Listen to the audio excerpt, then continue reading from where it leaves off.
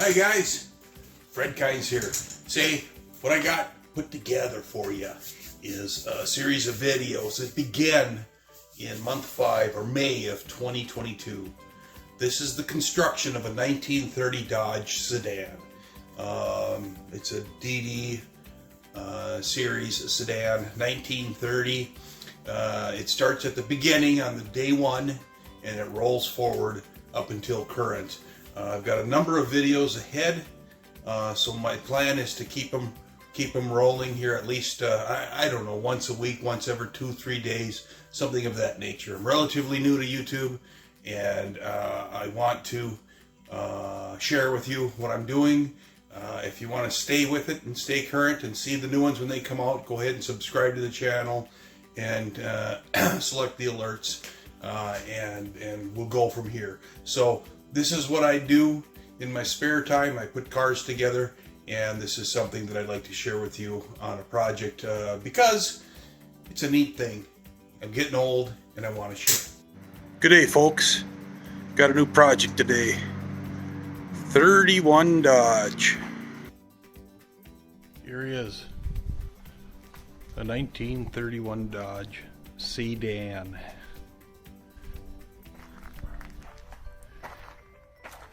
It's in pretty good shape. It's got a little bit of roof damage.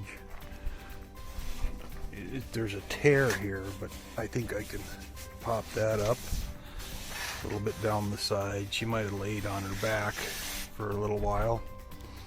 This area here, this was flat glass, so I might have to a little bit on that. And then that body, that bead right there, I think after I stretch and pull, I'll be able to put that back in after I fill that. And the shape is almost there, but this is about 6 inches farther back than that.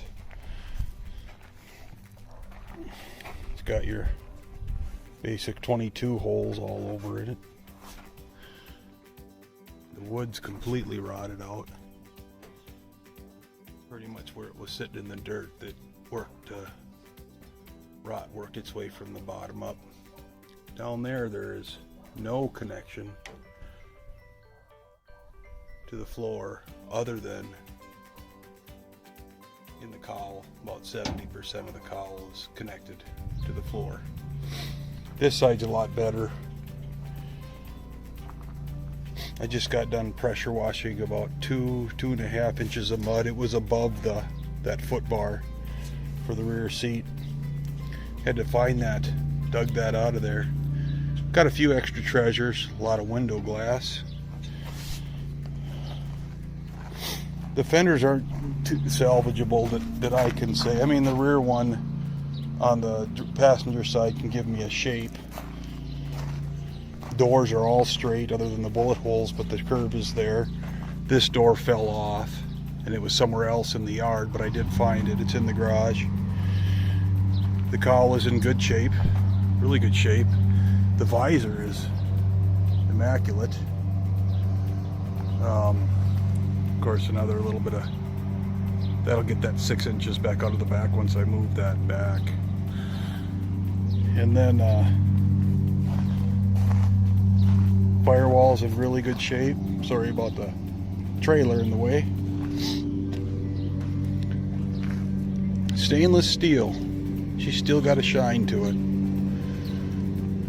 Windshield mold post is really good. All the posts are straight up and down on this car, so if I want to bring the top down a little bit, I can. Again, the doors, the cowl shape, all in really good shape. This fender here, don't know, take a little bit. It might be bigger once I'm done running it through the English wheel. But all in all, it looks like a fun project. Looks like a really fun project. This is day one. Day one involved pressure washing it out, getting the mud out of it. The interesting thing about the sedan that I learned so far, number one, the suicide doors, which is really cool, but all 3 windows rolled down. That's 6 switches if I go to power windows. I think that's kind of neat. Anyway, day 1, 31 Dodge. I think it's 31 Dodge sedan. Okay, here's what we got. This is a 4-door sedan. You'll see that there's a center post right here on this side. All the wood is going to be replaced with metal. All of the wood will be replaced with metal, and structurally we've got some things going on. Now that center post is still holding, but as you can see, there is some cancer. I've got it on the lift. I'm gonna move the lift up here so we can assess the damage a little bit. Let me get to my wood block turned here. This one here. Let's take a quick look at the jewel here.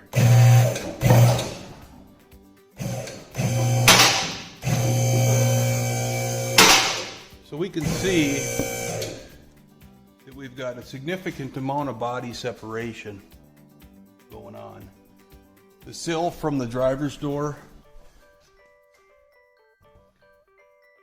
is just coming off a little bit here, but around the entire corner, she's gone. The dirt just ate her up.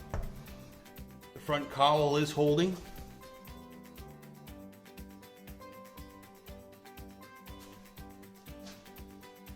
And then on the passenger side, we're pretty well connected continuously. You can see the post right there for the striker, and we can locate those. However, the post for the back is right here, still attached to the door. Hinges don't appear operational. Looks like the screws are about gone, and we've got a shape that we'll need to reproduce down the road. But that's about it for the door. Probably a forklift or something got in there when they were moving the car. That's the let me think about this now. That's the front part of the rear door because it's a suicide door. And we can see similar damage up here where likely a fork struck it and then they went right in there to pull it out.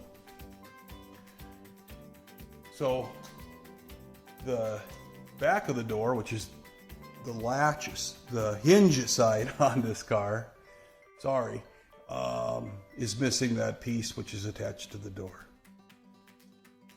The plan is to start with the door gaps. So we'll pull the doors off, and then we'll focus on where these gaps need to be all the way around the door and between the doors. What that'll do for us is establish where the rest of the body needs to go. So if I establish a mounting point on the cowl with a proper gap, I move to the back, and from there I build the jamb for the rear door, the hinge side of the rear door. And I do the same thing on the other side and copy it all the way back. So on this side of the car, I know we need to stretch it just a little bit. Take the kinks out and return it back into its rightful shape. We can see the cowl damage, other than rust, is minimal. But the push and the damage on the back, which we'll walk back to, caused the roof to push forward on the leaded seam here. Of course, the damage there from the forklift. But this damage right here, the impact from the back, pushed the roof forward. So we're going to reverse that process by pulling on that only after the doors are done, and we take the shape. We use a shape gauge that's identical from side to side, build the doors, and straighten the vehicle out as we build from the front to the back. So,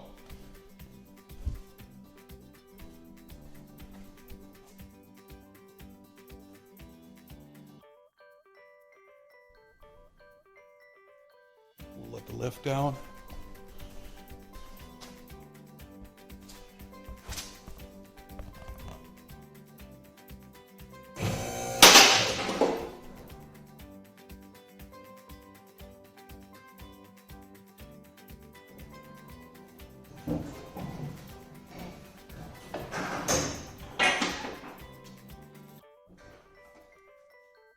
Never leave a lift off resting on the cylinders if you've got it up. Always put it on a lock. Protect those seals on your lift cylinders.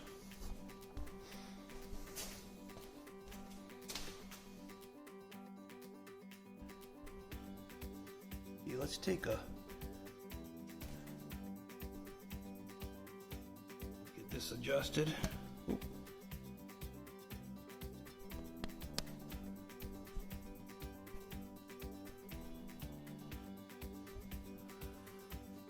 Start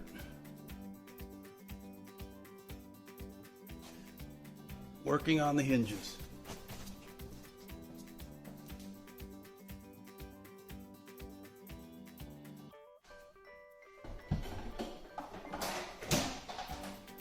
You know, I have got several grinders, but there's nothing better than burning up a grinder from Harbor Freight. I like to use my good grinders for finishing. I like to use a Harbor Freight grinder for any of the destruction work because I want to save. And maybe it's backwards, maybe I don't know what I'm thinking, but this is the way. Use these for all the destruction work. Use another grinder for the finish.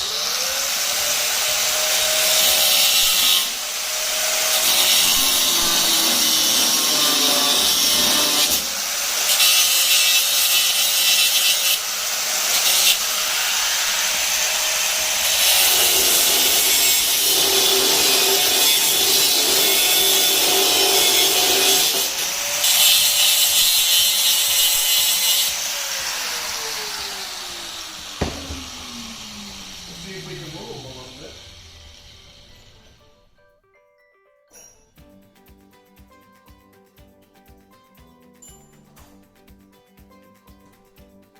Grab a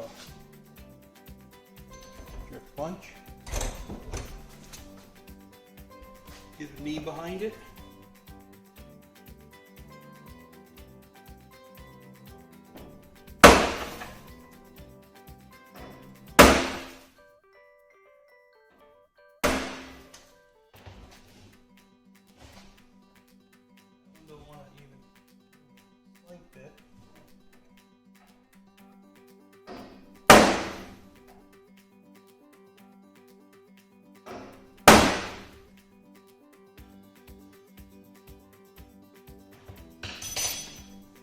You can see the oil on these. I sprayed them with WD-40 or knocker loose. We're gonna have to look at Plan B.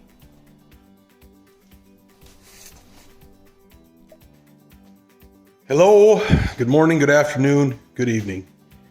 I'm telling you, that hinge deal. I remember saying in one of the videos, we're gonna save time. Or the key to finishing the project is doing it the least amount of time. Try to save the time. Well, I tell you what, that didn't work. I didn't save time. I'm on 2 days screwing around with these hinges. Not continually, but the whole point is I did have to go through some alternative methods. Let me show you. As you can see here, wound up drilling them out, taking them off each of the doors.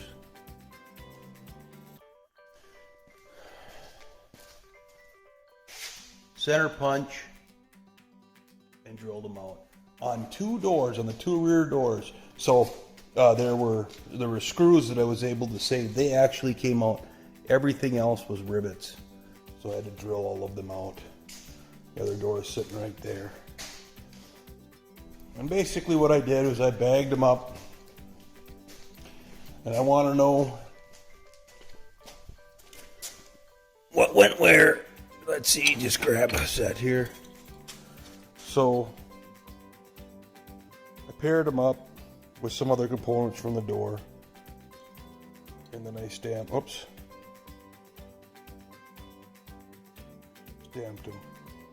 So this is the driver's right lower hinge. So driver's rear lower hinge. Driver's side, rear door, lower hinge. That one. Ouch.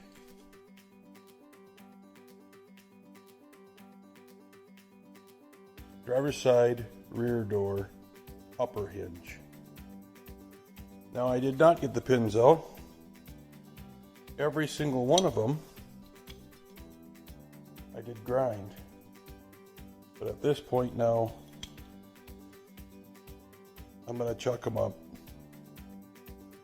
in the drill press and drill them. I'll step up, I'll more than likely step up in bit sizes to get it done. Got the doors off. As you could see earlier, you got a lot of work to do. The floor, she's got a little sag and a little cancer, but everything came off without issue. So today, we're going to fix the lower parts of the doors using paper patterns.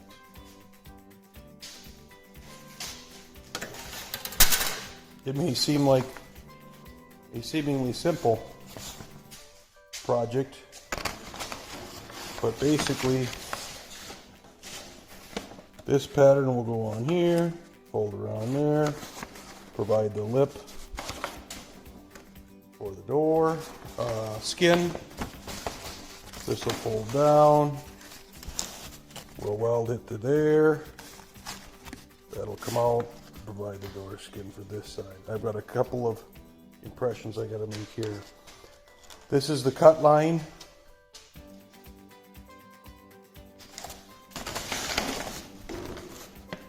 For the bottom of the pattern.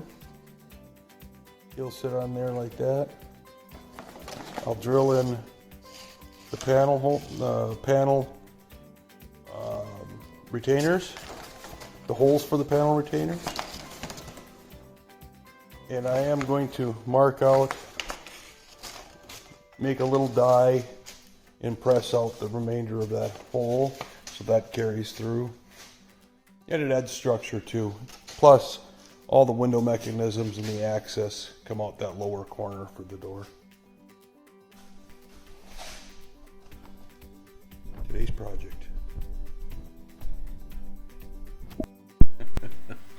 Pretty interesting. Now remember, that is my first video, my first of this series of videos, and the issue is that it covers more than one day. You know, the first day, and then I'm yanking the doors off and assessing what I've just gotten myself into. But as I'm going through this, it looks like it was about 1 or 2 days in, and I am struggling for days on the hinges, and you will see as things go forward that this ultimately winds up being completely changing how the doors hinge, as well as among other things. The other thing is that I call it a 1931 when I start, then I call it a 1930, and the reality is, to this day, more than a year later, I'm still trying to figure out what that is. So you'll see over the course of the videos that a number of things manifest and I learn. But in any event, this will conclude the video and for the first video, and we will move forward into, I think I'm going to patching panels, making patch panels for the bottoms of the doors, and eventually getting this body sealed up on the car. So stick with it. There's a lot going on, and a lot of things changing. A lot of decisions that I have, you'll see change and shift to other things. So thanks for watching, and share your comments. I imagine that a lot of people are going, you can't, you shouldn't. There's way too much time to go into something like that. So stick with it. It should be interesting.